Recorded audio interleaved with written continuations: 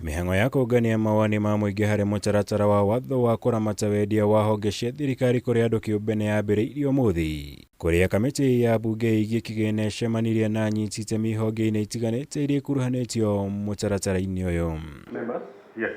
Amwe na arĩa mekinyirie mbere ya kamĩtĩ ĩno nĩ maabitha ministry ya KIGINA bũrũri-inĩ arĩa magĩire na ihinda iritũ makĩgeria gũtarĩria mendekithia ma watho ũyũ, marĩa nĩ hamwe na kũhe hinya minister wa KIGINA kwendagia honge icio anyitĩrĩirwo nĩ ndundu ya minister, mũgarũ na ũrĩa akoragwo arĩ itua rĩa kamĩtĩ ya wendia wa honge cia thirikari na rĩgakindĩrwo nĩ mbunge ya bũrũri. So why are we taking this function from the commission to the National Assembly, to the Cabinet Secretary? I think if you adequately answer that question, it's clear a lot of the questions that we have. It's not the cabinet secretary who will sit alone and come up with a program. He comes up with a program. He has to convince the entire cabinet to carry him along. So once you have cabinet agreeing to that decision, then that decision is now communicated to parliament for approval. So parliament now approves the program. We are not going to give you a blank check to sell this parasite the way you want. The law of National Assembly has to be provided for in this bill. If you want this bill to go through without any hitch, safeguard the role of the representatives of the people of Kenya, that is the National Assembly. There shall be no law that will actually circumvent National Assembly and see the light of the day. Kũringana na ministry ya KIGINA, kĩoneki kĩnene harĩ kwendekithio kwa watho ũyũ nĩ kũgeria kũhotithia thirikari kwendia nyingĩ cia honge iritũ iria itaraga hathara, ũndũ ũrĩa ambunge mendire kũmenya mũtaratara ũrĩa ũhũthĩkaga harĩ gũkinyanĩria itua rĩrĩ, kuona imwe cia honge iria irongoreirio kwendio ta KenGen ikoretwo igĩthondeka faida kwa ihinda iraya. Could Telecom Kenya be your first to sell?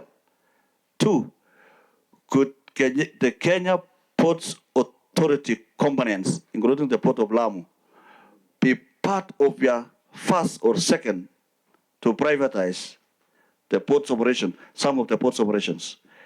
A yes or no? Those that can be completed within 12 months, or in fact the word is maybe, will be privatized in accordance with this act, which is the Privatization Act 2023. We have asked this question. We were hoping we'll hear from you. You have made deliberate efforts to make sure you never mention them. Not only for us to check, they're available in the website. Come on, people. Chairman, let me. The companies that you've listed, Mr. Chairman, that means all the entities, all the privatizations which are incomplete, but were already part of the program in the old law, then will transition into the new law. Ambunge magĩkwĩra ĩno yaya gũkorwo ĩrĩ ngungo ya KIGINA kĩa mũingĩ ĩrĩa thege ya kũhĩtũkĩra igeria rĩa kwendia imwe cia honge ici 260 cia thirikari. Government sometimes run down institutions intentionally so that they can be sold off to particular individuals. How do we protect ourselves from this? How do we assure the members of the public that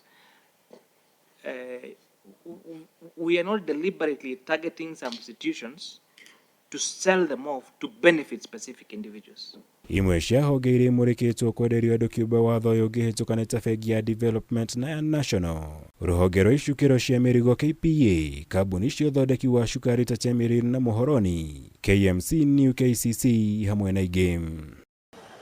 Ngĩribotera Kameme TV, njĩtagwo Mwaura wa Gunya.